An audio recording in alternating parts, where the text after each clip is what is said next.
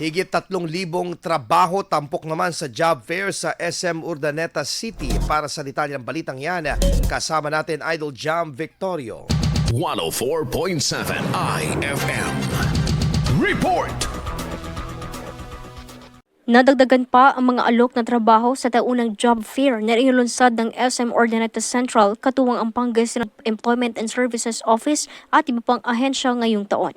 Mula sa higit 1,700 na job vacancies na handog noong nakaraang taon, dumoble pa ang binuksan na trabaho mula sa 36 na employers na nag-aalok ng kabuang 3,700 na trabaho sa lokal at overseas.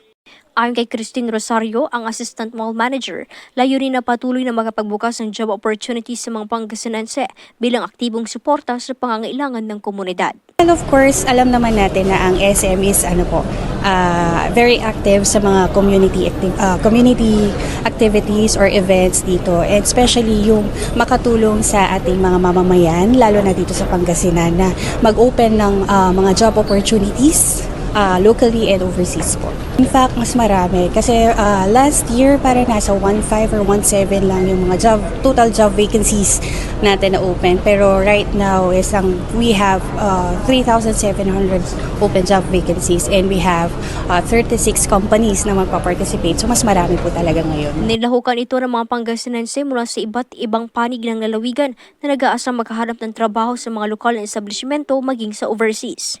Isang overseas employer naman na nagsabi na maraming bakanteng posisyon na tulad ng waiter, human resources services at hospital staffs sa mga bansang Saudi Arabia at Papua New Guinea.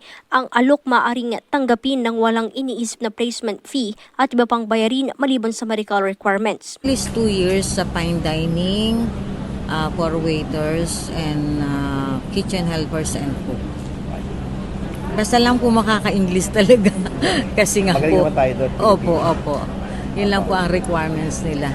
Ganon din sa ilang local companies na lubusang pasasalamat sa aktibidad upang mapunan ang daang-daang job vacancies sa kanilang kumpanya. Bukod sa job fair, naging tulay din ang aktibidad para sa iba pang kailangang iproseso ng publiko sa mga government offices tulad ng PhilHealth, Social Security System, Professional Regulation Commission at Department of Migrant Workers. Noong Enero, nasa 95% ang employment rate na naitala ng Philippine Statistics Office sa Ilocos Region. Bumaba ng 1% mula sa parehong petsa noong 2024, habang ang underemployment rate naman ay nananatili sa 5%.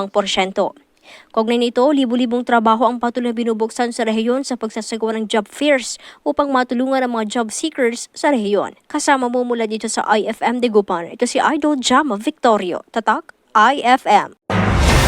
IFM News. IFM News. IFM News.